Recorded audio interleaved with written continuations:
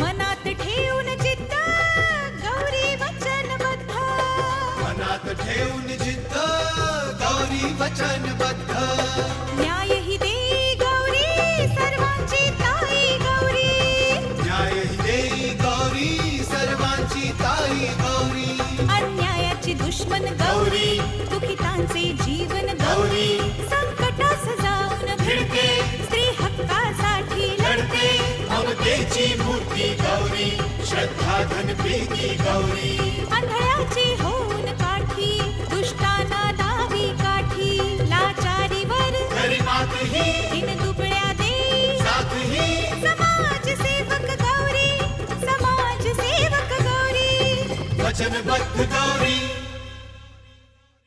एक शब्दही न बोलता निघून जायचं. पण आई, जा जा. तुम्हाला आणि भैरवला वाटेल ते ऐकून घ्यावं लागले, पण गौरी आणि रावसाहेबांकडे बघून आपण सगळं सहन केलंच ना. आता हे सगळं आणखी सहन करावं लागणार. मी काय म्हणते, रावसाहेबांना गळ घालावी, दुसरं लग्न करा म्हणून. काय?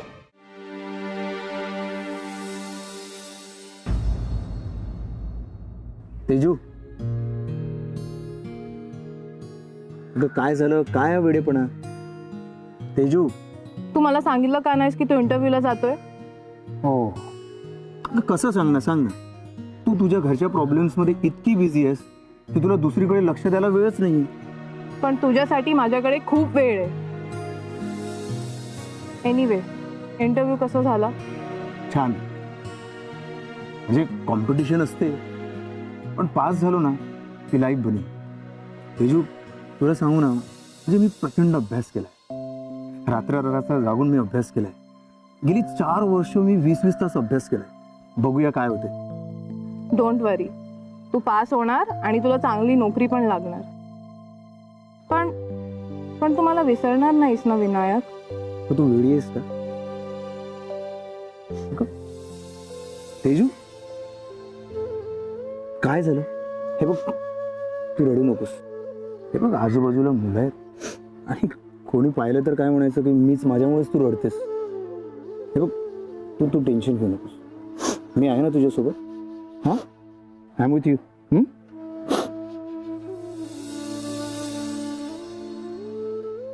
चला चला चला, काय तुझ्याकडे बाळा माझं. चल. अरे कोण आपण? भास्कर महाजन. हो, माझ्याच वडिलांचं नाव भास्कर महाजन. अच्छा, चल बोलूया. हो का? पण काय झालं काय? ते सांगतो नंतर. हं? चल चल. अरे पण काय ओळख ना पाळख, आणि माझं तुमच्याशी काही कामही नाही. पण माझं आहे ना, माझं काम आहे तुझ्याकडे बाळा. चलायचं. चल, निघायचं. का? दाखव का ते. चल. हो काय आरडाओरड काय लावली आहे? आणि तो माझा मित्र आहे, तर त्याला पण असू द्या इकडे. आणि मी तुम्हाला ओळखत नाही. बरं. हो, माझी बहीण. तिचं काय? चल. अहो सोडा. 10 मिनिटात लेक्चर आहे माझं, आणि कॉलेजला दांडी मारू शकत नाही मी. चल रे तू, चल.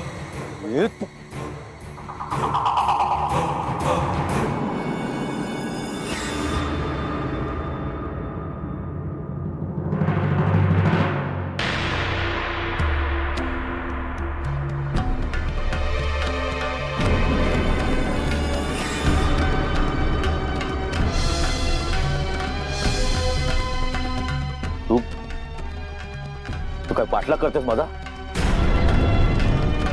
पाळत ठेवतेस माझ्यावर? चल बाजूला हो.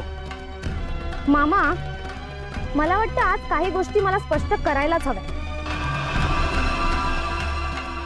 काय स्पष्ट करणार आहेस तू? कोण आहेस तू? मी कोण ते नंतर सांगेन, पण एक लक्षात ठेवा, जी कामं प्रेमाने आणि समंजसपणे करायची असतात तिथे असं मवाल्यासारखं वागून चालत नाही.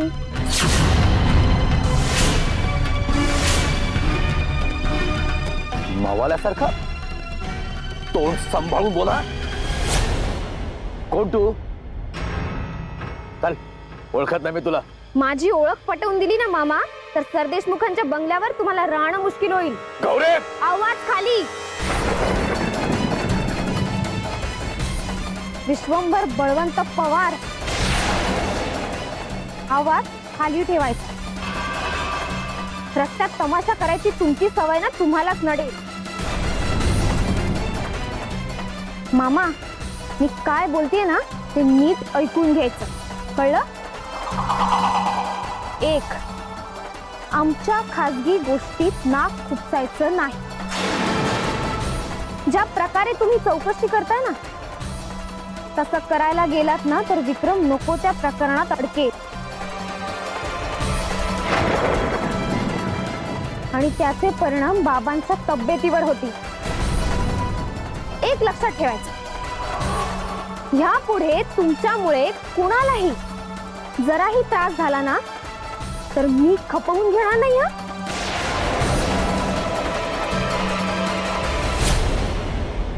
विक्रम हा रावसाहेबांचा मुलगा आणि माझा भाऊ आहे. त्यामुळे बाहेरच्यांनी उगाचच मध्ये पडण्याची गरज नाही. तू काय करू शकणार आहेस का? उद्या ती स्वरा आणि तिचे आई बाबा बंगल्यात घुसले तर काय करणार आहेस तू आणि रावसाहेब? मोठे रावसाहेब रावसाहेब करतेस ती. रावसाहेब तो पाठ दाखवून निघून गेले गावात. मामा बाबांबद्दल एक शब्दही बोलायचं नाही. मी अजिबात ऐकून घेणार नाही. अजून किती सहन करणार बाबा? आणि का? मुलांना त्यांच्या वागण्याची जबाबदारी कळायला नको? आणि एक लक्षात ठेवा, पुन्हा त्या स्वराच्या भावाला भेटायचा प्रयत्न करायचा नाही. असं करायला गेलात ना तर प्रकरण आणखी चिघळेल. मी बघते काय करायचं ते, कळलं?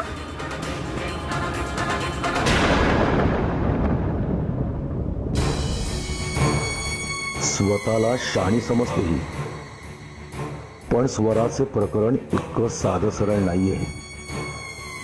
वेळीच काटा नाही काढला तर रावसाहेबांच्या प्रतिष्ठेची लक्तरं कोल्हापूरच्या वेशीवर टांगली जातील. स्वराला वेळीच गप्प बसवायला हवं.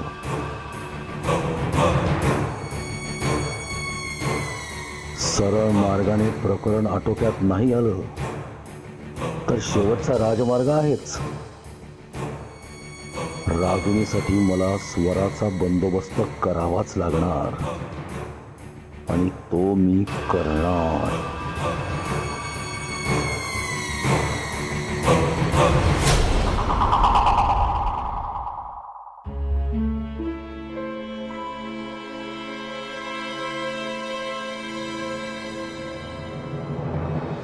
विक्रमने खूप मोठी चूक केली आहे तिची.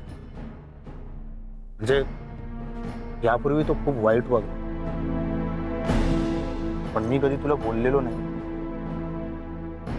तेजू, विक्रमच्या वागणुकीबद्दल मला सर्व कळत होतं. म्हणजे इतक्या लहान वयात दारू जुगाराच्या नादी लागणं बरं नाही, आणि त्यात हे प्रकरण. तेजू, मला तुला एक स्पष्ट सांगावंसं वाटतं, विक्रम चुकला. रावसाहेबांना पूर्ण कोल्हापूर ओळखतो, मी पण. तू पण? तू कसं ओळखतोस? हे बघ, ते आत्ता महत्वाचं नाही. बरं, तुझी मम्मा आता काय करणार आहे? ती स्वराला बंगल्यात येऊच नाही देणार. खूप रागवली आहे आणि डॅड पण घर सोडून गावात गेलेत. अगं बरोबर आहे ना, म्हणजे सहन करायला मर्यादा असतात. आणि तूच सांगतेस ना की रावसाहेबांना बरं नाही. तेजू, या क्षणी रावसाहेबांना जपणं तुझं काम. तू डॅडींची काळजी घे. पण मी गावात गेले ना तर मम्मा खूप मारेल मला, जीव घेईल माझा ती. अगं असं कसं पण हा नाही, याला काही अर्थ आहे का?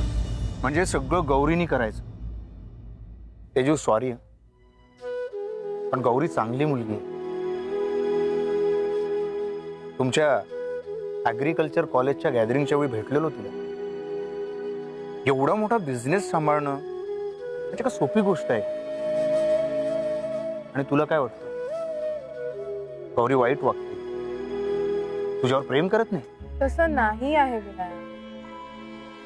गौरी गौरी खूप छान आहे, मला तिचा आधार वाटतो.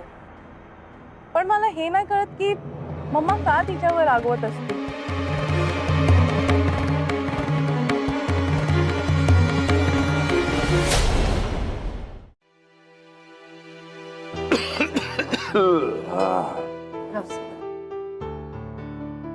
सकाळपासून चौथा चहा आहे तुमचा हा. अशाने ऍसिडिटी वाढेल आणि त्रास होईल तुम्हाला. हा रामनारायण असंच आहे, नाही तर काय. 1000 वेळा सांगा पालत्या घड्यावर पाणी. घ्या चहा, घ्या घ्या चहा घ्या. आता यानंतर मिळणार नाही बरं का, 2 तासांनी मिळेल. काही फायदा होणार नाही. रावसाहेबांचं चहाशिवाय पानच हलत नाही. हा चहा झाला की रावसाहेब विश्रांती घेणार आहेत. हा लगेच नाही, लगेच नाही, काही दिवसांनंतर चिरविश्रांती.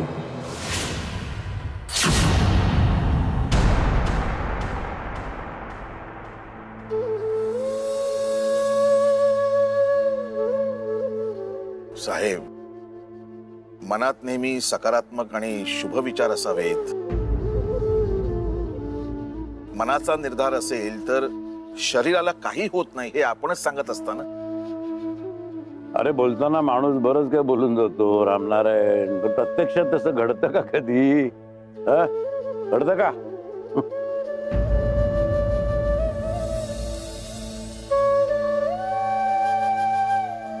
असो असो, मगाचा मुद्दा राहिला. विक्रमला बोलावून घे इथे, हे बोलतो त्याच्याशी. साहेब, मला वाटतं प्रकरण जरा निवळू दे. नाही नाही, ते इतकं सोपं नाहीये.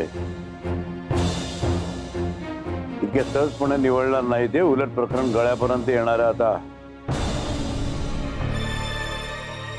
इतर प्रश्नांपेक्षा हा प्रश्न खूप नाजूक आहे रामनारायण.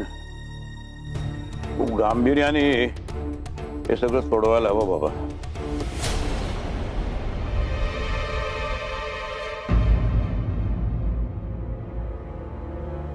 मला वाटतं मी माझा फोन आतमध्ये विसरलो.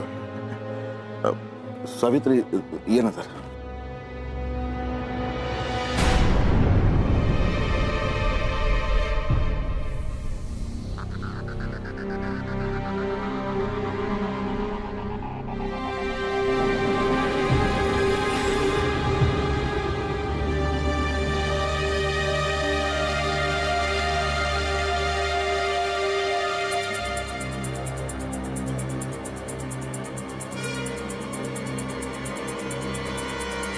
पाणी घे रागे.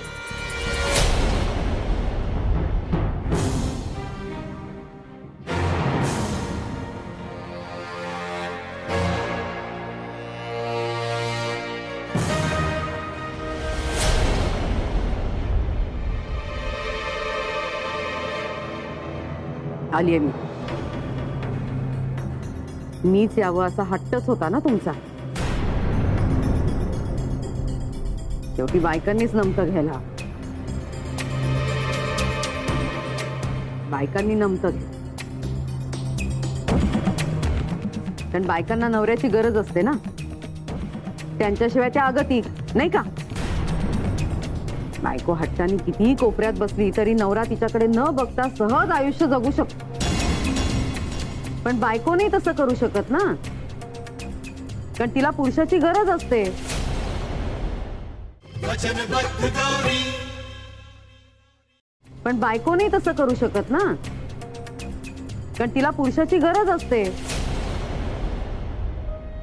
नशिबात कितीही भोग लिहिलेले असले, अपमान कितीही सहन करायला लागला ना, तरी कपाळावरती कुंकू असेपर्यंत स्त्रीला काय ती किंमत. पुरुषांनी मात्र हवं तसं वागायचं. जी काय बंधनं आहेत ना, ती फक्त स्त्रीला, फक्त आणि फक्त स्त्रीला. पोटच्या पोरासाठी स्वाभिमानाची मुंडी मुरगळून कमरेत वाकावं लागतं ते फक्त स्त्रीला, कारण पुरुषाशिवाय स्त्रीला समाजामध्ये प्रतिष्ठा नाही ना. आणि एकदा का पोटी पोर आलं की मग तर स्त्रीची फरफट सुरू. पोटच्या पोरासाठी सगळं सहन करायला लागतं. शाबास. चुकून का होईना, नकळत का होईना, पण नेमकं आणि खरं तेच बोललीस. मूल पोटी आलं की बाईची फरफट सुरू. पटतंय ना? पटतंय ना? पुरुष कसाही वागतो, बेजबाबदारपणाने वागतो. हा? पण स्त्रीची एक चूक तिच्या आयुष्याचं शेण करून जाते. बरोबर आहे ना? पटतंय ना तुला? हा? पुरुषांना काही गरज नसते, नवऱ्याला काही गरज नसते, पण गरज असते ती स्त्रीला. कारण तिच्या पोटी जन्माला येणाऱ्या बाळाच्या सुखासाठी ती फरफटत जाते. पटतंय ना? पटतंय तर पटतंय ना. नाही म्हणजे तुम्ही पटवूनच देताय ना. नाही नाही, मी नाही. तुला जर हे पटतंय ना, तर मग तुला स्वराची अवस्था का कळत नाही?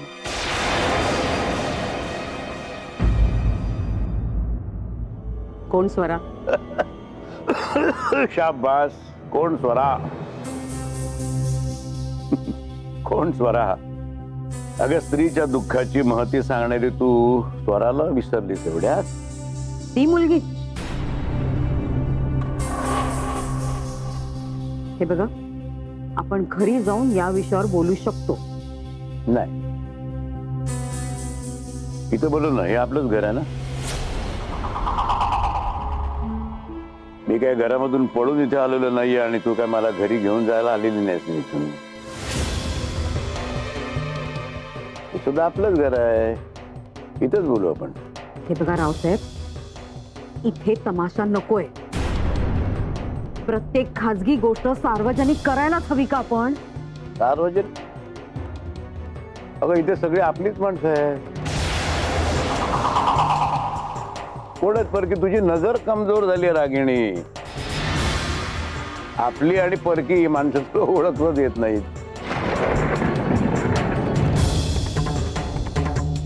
हे बघा, आधी तुम्ही घरी जा.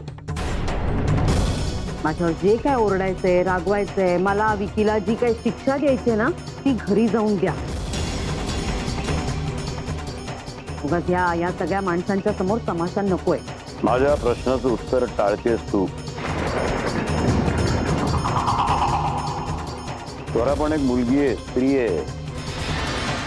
तिच्यावर पण बिकट प्रसंग ओढवलाय. तू आणि मी, आपण सुद्धा तरुण मुलींचे पालक आहोत. स्वराच्या बाबतीत तू काय विचार केलाय? हो, त्यावर आपण विचार करू शकतो ना. हे असं इथे परक्या माणसांसमोर, परक्या ठिकाणी मी अशा गंभीर विषयावरती मत मांडू शकत नाही. कळतंय का तुम्हाला?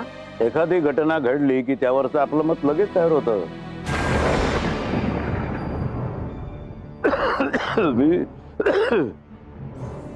मी विक्रमच्या बेताल वागण्याची तुला बरीच आधी कल्पना दिली होती. दिली होती ना पूर्वकल्पना. मी माझ्या परीनं विक्रमला समजवण्याचा, रागवण्याचा, त्याला सरळ मार्गावर आणण्याचा आटोकाट प्रयत्न केला. पण तुला आणि तुझ्या त्या बुद्धिमान भावाला हे कधी कळलं नाही, पटलं नाही ना. हे बघा, आपण आपल्या घरी जाऊ आणि मग काय ते बोलू. घरी बोली ना? घरातच बोलतो आपण. रस्त्यावर बोलायला मी काय वेडा नाहीये, वेळ नाही लागलाय मला. नाही, म्हणूनच ना रावसाहेब मी इथे येणारच नव्हते. मग का आलीस इथं? का आली? मी जिवंत आहे का मेलोय हे बघायला आलीस का तू? अहो का माझी काळजी वाटली म्हणून आलीस का तू? अजिबात नाही, अजिबात नाही. जर इथं माझं काही बरं वाईट झालं तरी सगळी प्रॉपर्टी मी कोणाच्या घशात घालेन याची काळजी वाटली तुला? वचनबद्ध गौरी जर इथं माझं काही बरं वाईट झालं तरी सगळी प्रॉपर्टी मी कोणाच्या घशात घालेन याची काळजी वाटली तुला? वा छान छान तमाशा करताय हा तुम्ही रावसाहेब. आधी तिथे माझी कुणी किंमत ठेवत, त्यात तुम्ही असली मुक्ताफळं झाडल्यानंतर जी काय उरली सुरली पत आहे ना तीही घालवाल माझी. छान. मी काय म्हणालात तुम्ही? मी पैशासाठी आली इथे, प्रॉपर्टीसाठी आली इथे? मरण किमते मी तुमचं? वा छान छान रावसाहेब छान. अजून किती आरोप लावायचे असतील ना तेवढे सगळे लावा एकदाचे माझ्यावर आरोप. दुसरी बायको आहे ना मी तुमची. हजारदा सांगितलं होतं मी विक्रमला, हजारदा सांगितलं होतं तुझे डॅड तुझी कधीही मदत करणार नाही. आणि अगदी तसंच झालं. थांब रागडे, थांब. बस तिकडे बस, बस तिकडे बस.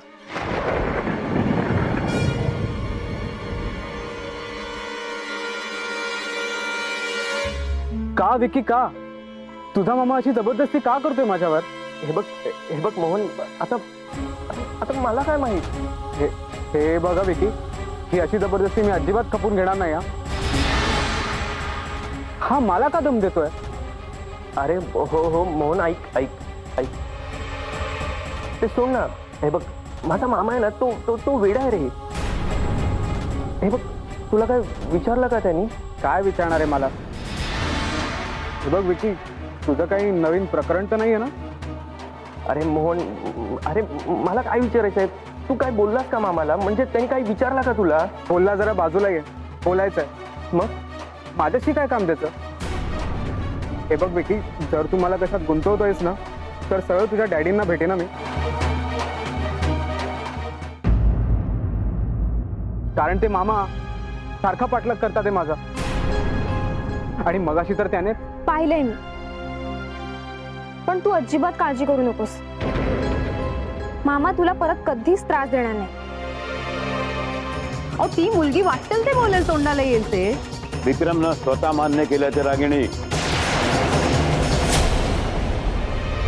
तो लहान आहे अजून. त्याचे प्रताप बघ, लहान मुलांची लक्षणं आहेत ही.